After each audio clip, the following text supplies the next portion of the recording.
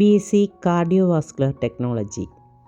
ഹൃദയത്തിൻ്റെയും രക്തക്കുഴലിൻ്റെയും രോഗങ്ങൾ കണ്ടെത്തുന്നതിനും ചികിത്സിക്കുന്നതിനും ആവശ്യമായ വിവിധതരം ഡയഗ്നോസ്റ്റിക് പ്രൊസീജിയേഴ്സിലും ചികിത്സാ നടപടികളിലും ഡോക്ടർമാരെ സഹായിക്കുന്ന ഹെൽത്ത് കെയർ പ്രൊഫഷണലുകളെയാണ് കാർഡിയോവാസ്കുലർ ടെക്നോളജിസ്റ്റ് എന്ന് വിളിക്കുന്നത്.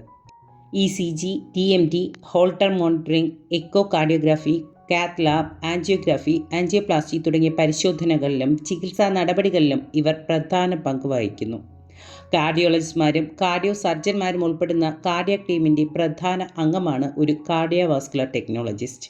Human anatomy, physiology, cardiac anatomy, cardiovascular diseases, ECG technology, TMT, Holter monitoring, cath lab procedures, angiography, angioplasty, patient monitoring, medical equipment handling, emergency cardiac care, infection control, advance cardiac life supports തുടങ്ങിയവയെക്കുറിച്ചൊക്കെയായിരിക്കും ഇവർക്ക് പഠിക്കേണ്ടി വരിക. 4 വർഷം ദൈർഘ്യമുള്ള കോഴ്സാണ്. 3 വർഷത്തെ പഠനവും 1 വർഷത്തെ കമ്പൽസറി ഇൻറ്റേൺഷിപ്പുമാണ് ഇതിലുള്ളത്.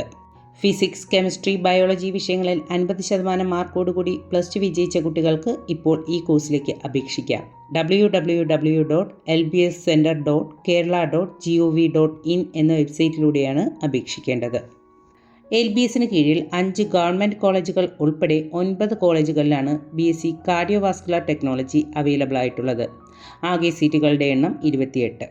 ഇനി കഴിഞ്ഞ വർഷത്തെ LBS അലോട്ട്മെൻറ്റ് ലിസ്റ്റ് പ്രകാരം കാർഡിയോവാസ്കുലർ ടെക്നോളജിക്ക് ഏതൊക്കെ കോളേജിൽ എത്ര ഇൻഡെക്സ് മാർക്ക് വരെയുള്ള കുട്ടികൾക്കാണ് അഡ്മിഷൻ കിട്ടിയിരിക്കുന്നത് എന്ന് നമുക്ക് നോക്കാം. ആദ്യത്തെ college government medical college Thiruvananthapuram. അവിടെ ആകെ 5 സീറ്റുകളാണുള്ളത്. അതിൽ 2 സീറ്റുകളിലാണ് സ്റ്റേറ്റ് മെറിറ്റിൽ നിന്ന് അഡ്മിഷൻ നടന്നത്. മുഴുവൻ ഇൻഡെക്സ് മാർക്കുമുള്ള കുട്ടികൾക്കാണ് സ്റ്റേറ്റ് മെറിറ്റിൽ അഡ്മിഷൻ നടന്നിരിക്കുന്നത്. മുഴുവൻ ഇൻഡെക്സ് മാർക്കുമുള്ള ഒരു കുട്ടിക്കാണ് മുസ്ലിം വിഭാഗത്തിൽ നിന്നും അഡ്മിഷൻ നടന്നിരിക്കുന്നത്. ഈഴവ വിഭാഗത്തിൽ 294.17 ഇൻഡെക്സ് മാർക്കുള്ള കുട്ടിക്കാണ് അഡ്മിഷൻ നടന്നത്. അതും 14ാമത്തെ അലോട്ട്മെൻറ്റിൽ. LC വിഭാഗത്തിൽ നിന്ന് 292.5 ഇൻഡെക്സ് മാർക്കിലും അഡ്മിഷൻ നടന്നു. അടുത്ത college government medical college Kozhikode. അവിടെ 4 സീറ്റുകളാണുള്ളത്. 4 സീറ്റിൽ 2 സീറ്റുകളാണ് സ്റ്റേറ്റ് മെറിറ്റിൽ അഡ്മിഷൻ നടന്നത്. അതും മുഴുവൻ ഇൻഡെക്സ് സ്കോറുള്ള കുട്ടികൾക്ക്.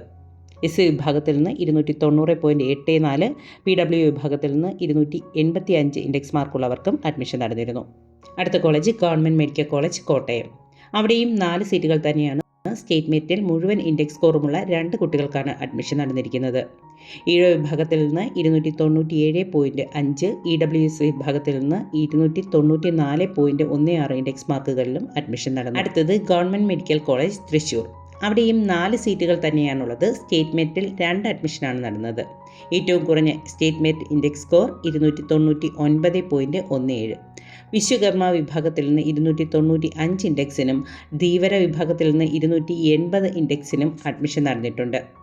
മറ്റൊരു college government medical college Alappuzha.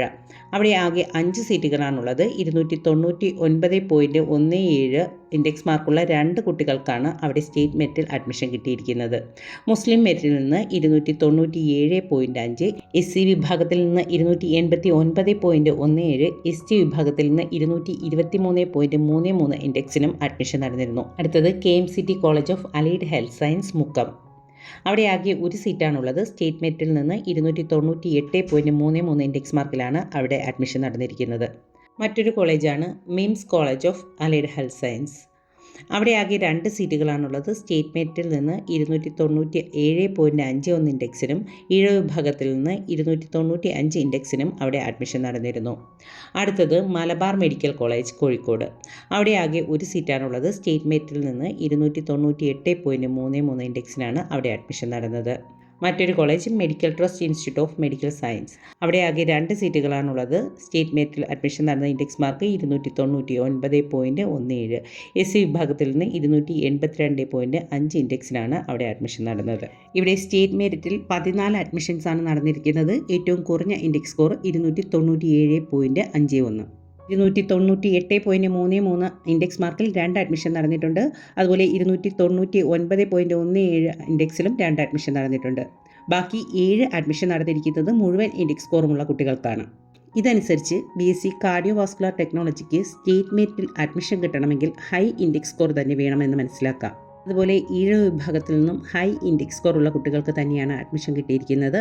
ആകെ 3 അഡ്മിഷൻസാണ് ഈഴവ വിഭാഗത്തിൽ നടന്നത്. ഏറ്റവും കുറഞ്ഞ ഇൻഡെക്സ് മാർക്ക് 294.17, 295, 297.5 എന്നിങ്ങനെയുള്ള ഇൻഡെക്സ് മാർക്കിലും ഈഴവ വിഭാഗത്തിൽ നിന്ന് അഡ്മിഷൻ നടന്നിട്ടുണ്ട്. അടുത്തത് SC വിഭാഗമാണ്. SC വിഭാഗത്തിലെ ഏറ്റവും കുറഞ്ഞ ഇൻഡെക്സ് മാർക്ക് 282.5. അവിടെയും 3 അഡ്മിഷൻസാണ് നടന്നിരിക്കുന്നത്. 289.17, 290.87 എന്നീ ഇൻഡെക്സ് മാർക്കുകളിലും SC വിഭാഗത്തിൽ നിന്ന് അഡ്മിഷൻ നടന്നിട്ടുണ്ട്. മുസ്ലിം വിഭാഗത്തിൽ നിന്ന് 2 അഡ്മിഷനുകളാണ് നടന്നത്. 297.5 ഏറ്റവും കുറഞ്ഞ ഇൻഡെക്സ് മാർക്ക്.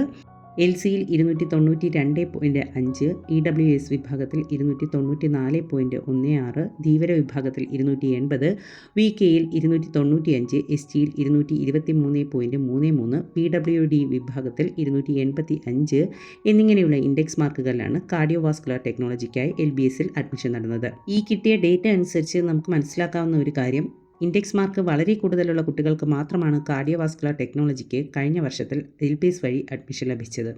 എന്നാൽ ഈ വർഷം ഫിസിക്സ്, കെമിസ്ട്രി, ബയോളജി വിഷയങ്ങളുടെ ആവറേജ് മാർക്കുകൾ കൂടിയ സാഹചര്യത്തിൽ മുഴുവൻ ഇൻഡെക്സ് മാർക്കുമുള്ള കുട്ടികൾക്കായിരിക്കും കാർഡിയോവാസ്കുലർ ടെക്നോളജിക്ക് അഡ്മിഷൻ കിട്ടാൻ കൂടുതൽ സാധ്യത.